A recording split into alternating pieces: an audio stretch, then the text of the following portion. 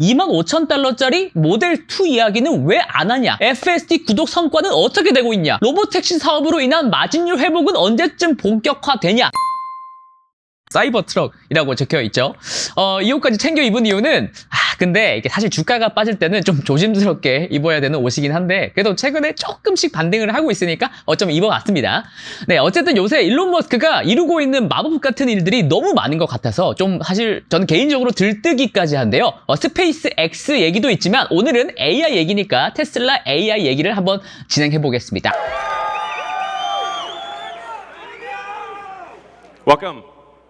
Welcome to the We Robot Party. 테슬라의 위 로봇 행사는 단순한 제품 발표회나 FSD 기술 업데이트를 위한 자리가 아니었습니다. 그리고 로보택시 비즈니스를 홍보하기 위한 공간은 더더욱 아니었습니다. 이번 행사는 세계를 향해 거대한 전환점을 알리는 선언이었다고 봅니다. 제한적이고 짧은 시간이었지만 미래가 여기 있다. This is the future. 이런 것들을 말해주기 위해서 테마파크 형식으로 꾸민 게 아닌가라고 저는 생각을 하고 있거든요.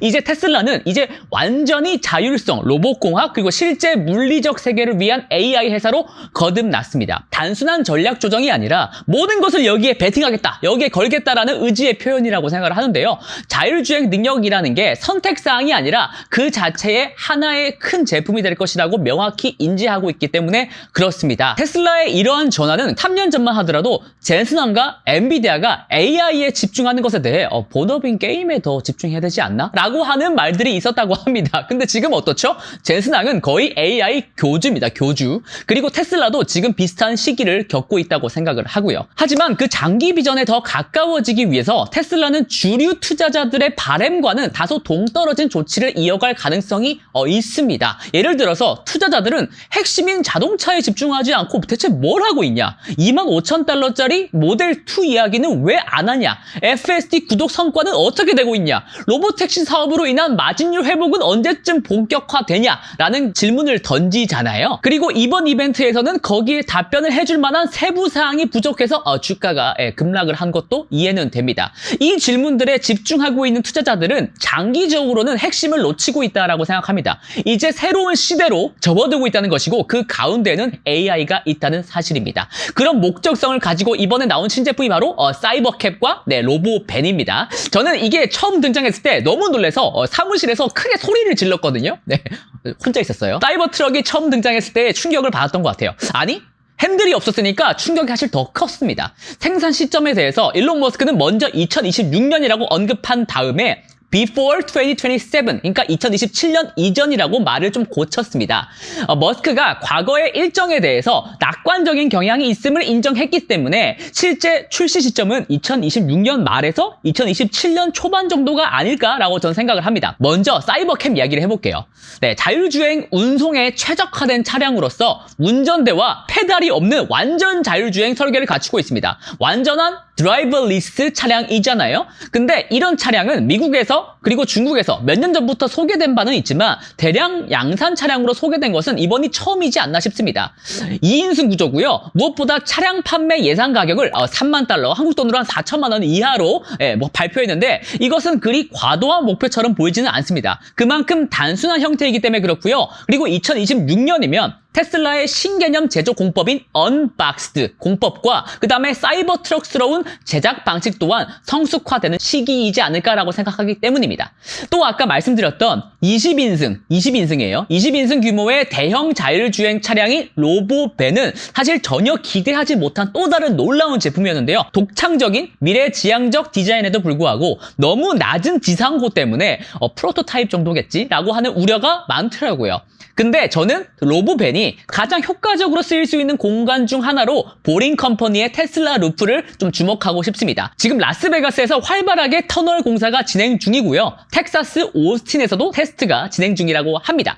물론 사이버캡과 로보벤이 대중화되기까지는 여러 규제 허들을 넘어야 하는 것은 어쩔 수가 없습니다. 따라서 우선적으로는 핸들과 페달이 있는 테슬라 기본 차량들에 먼저 비감독형 자율주행 기술이 선보여질 것으로 예상이 됩니다. 참고로 지금은 비감독형이 아니라 감독형 자율주행입니다. 그리고 테슬라는 2025년부터 텍사스와 캘리포니아주에서 모델 3와 모델 Y의 비감독형 완전 자율주행 기술을 적용할 예정임을 재확인했습니다. 그리고 또 하나 놀라운 점은 바로 휴머노이드 로봇, 바로 옵티머스에 대한 것이었습니다. 사람들의 요청에 따라서 칵테일을 제공하기도 하고 하이파이브를 하고 가위바위보도 하더라고요. 네, 사진 촬영도 하고요. 옵티머스가 실제 환경에서 얼마나 유연하고 다재다능하게 움직일 수가 있는지를 이번에 입증한 것이다 라고 생각합니다. 그리고 특수 산업용 로봇을 설치하려면 보통 엔지니어링 비용까지 해가지고 한 20만 달러, 그러니까 2억 원이 넘는다고 하거든요. 근데 옵티머스는 단지 3만 달러 미만으로 테슬라에서 가격을 말했기 때문에 경제성 측면에서 큰 이점을 가지지 않을까라고 저는 생각을 하고 있습니다.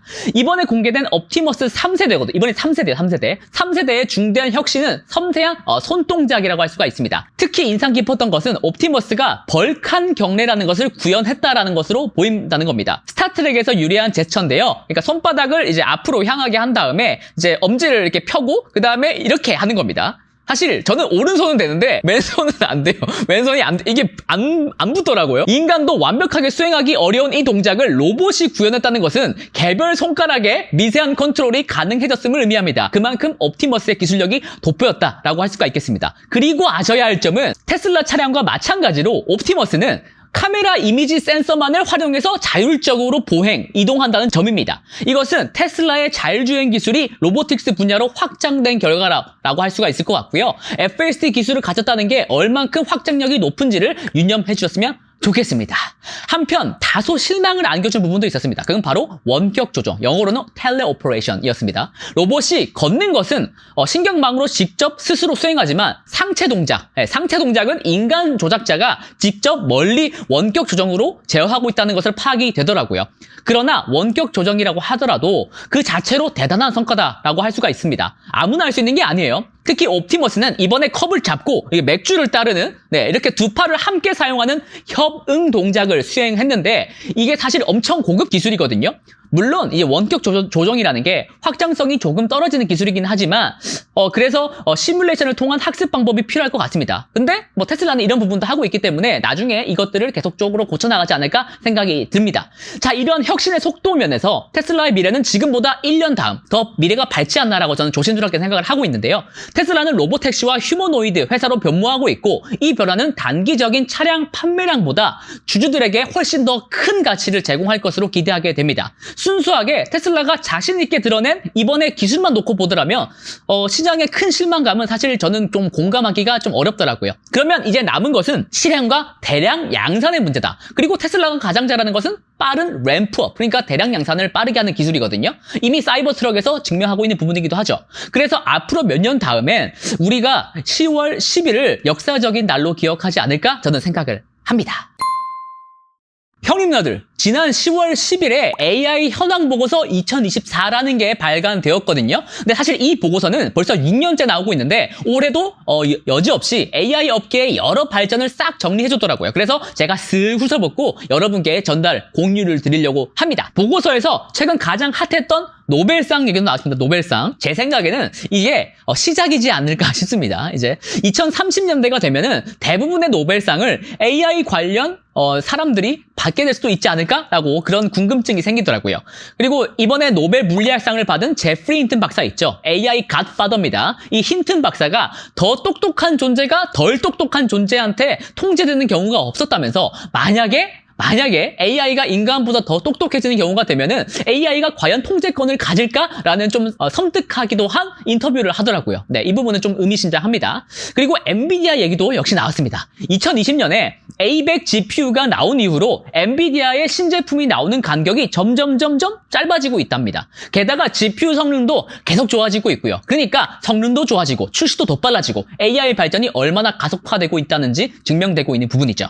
저도 앞으로 2년 동안에 AI가 발전할 인프라는 이미 거의 다 갖춰져 있지 않나라고 생각 드는데요. GPT-4에 세상이 이렇게 놀랐지 않습니까? 근데 향후 2년 다음에 한 GPT-6가 나오면은 세상이 얼마나 뒤집어질지 예상하기가 힘드네요. 자, 근데 이렇게 컴퓨팅이 늘어나게 되면 전기도 많이 쓰겠죠? 환경에 미치는 영향은 어떻게 해결해야 될까요? 구글은 2019년 이후에 온실가스 배출량이 거의 50%, 마이크로소프트는 20년 이후에 거의 30%가 늘었대요. 이 회사들은 2030년까지 탄소 중립하겠다고 했는데 이제 그런 ESG 목표는 뒷전이 된 것 같아요. AI 경쟁이 더 급하니까요. 그래도 대안은 찾아야 되지 않을까요? 그게 바로 원자력입니다. 미국 에너지부가 이번 달 초에 원자력 보고서를 내는데 원자력이 태양광이나 풍력보다 좋으니까 원전 더 지으라는 게 골자였습니다. 탄소 배출도 적고 땅도 효율적으로 쓸 수 있대요. 그리고 석탄 발전소 있던 자리에 원자로 더 지으라고 하는 말투였었습니다.